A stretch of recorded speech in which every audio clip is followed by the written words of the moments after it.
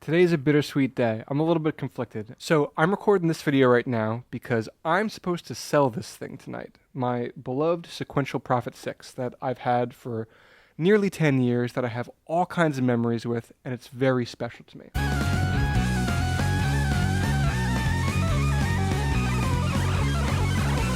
And before I sell it, I figured that I would break it out and power it on one last time, because I guess part of me is not quite sure that I actually do want to sell it.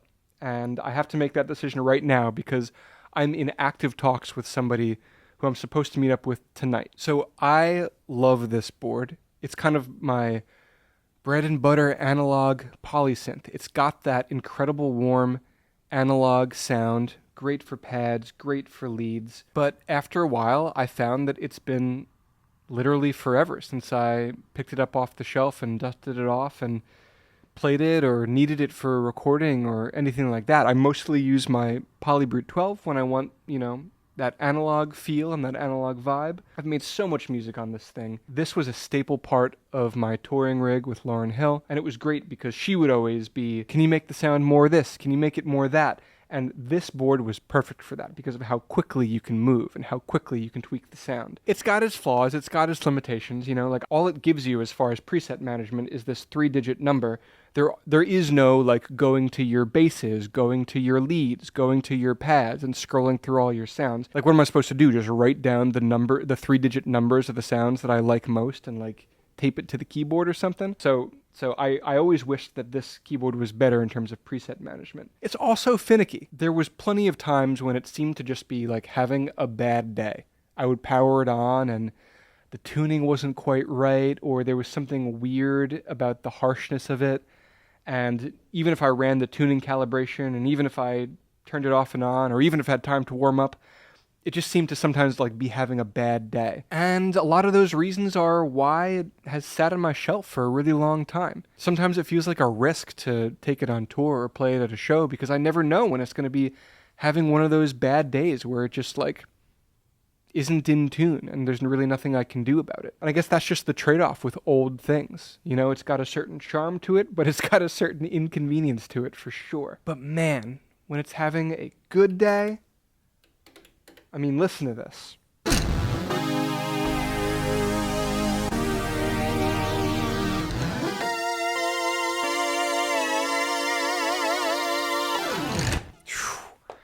Powerful. It's just got that thing. It's just got that analog thing, and it just sounds beautiful.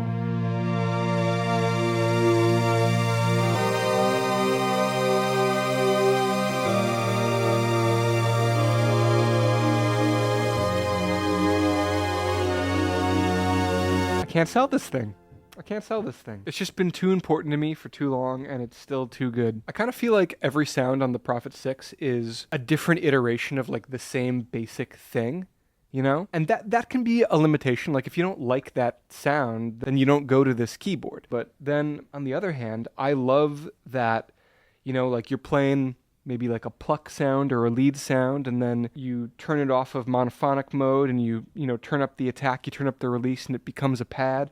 Let's try that real quick. That's the kind of workflow that you wouldn't do with another keyboard, where you're just constantly manipulating the parameters of synthesis to get it exactly how you want it. Maybe other keyboards are more centered around the presets, they're more plug and play. But with this keyboard, it's it's one thing and you're always shaping it. And that's a cool workflow. So this is a lead sound.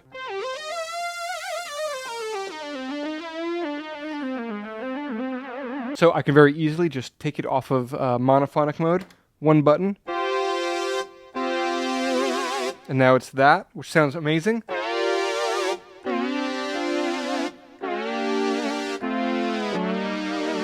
If I want, I can turn the attack up, turn the release up.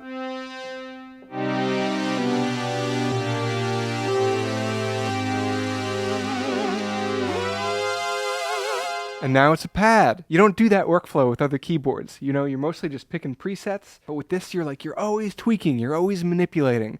And yeah, every sound kind of has a sameness about it, but it's a good sameness and it's just a cool workflow.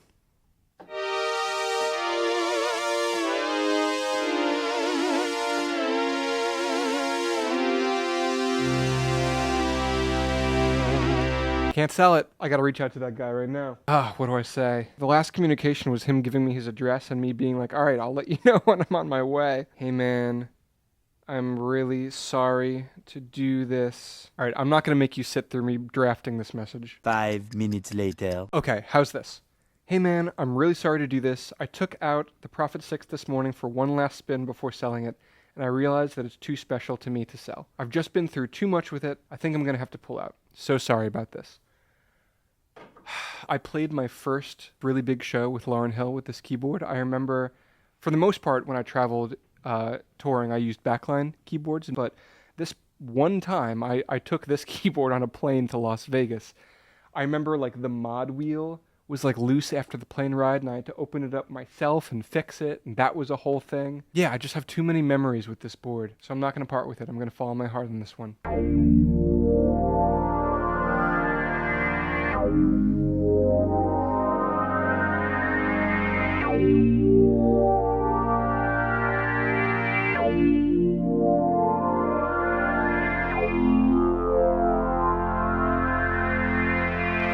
What an incredible sound. That's just from starting with the lead sound and tweaking and just sort of like going, like this is like the happy accident keyboard. I ended up at this incredible pad sound from a lead sound. Let's see if he got back to me. All right, he got back to me. He says, damn, unfortunate, but I get it. It's a beautiful piece of gear. If you ever change your mind, please let me know. He gets it. He gets it.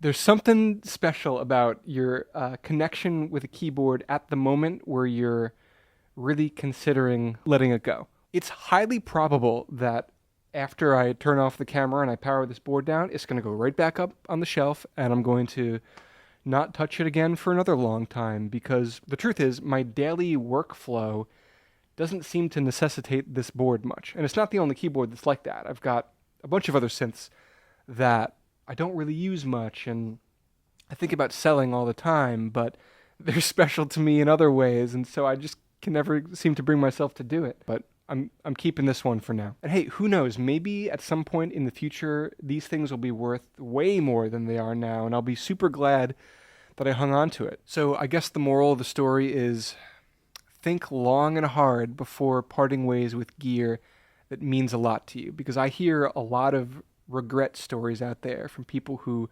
sold gear that, you know, decades later they still think about, or sold gear that then decades later became worth way more.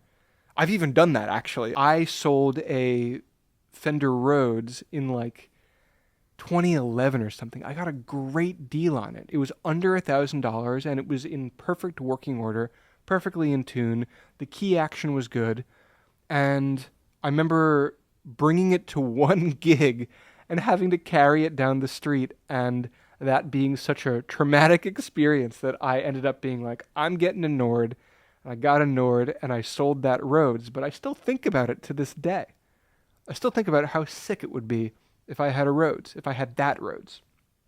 So it's in times like these that I got to remember things like that. So I'm going to hang on to this.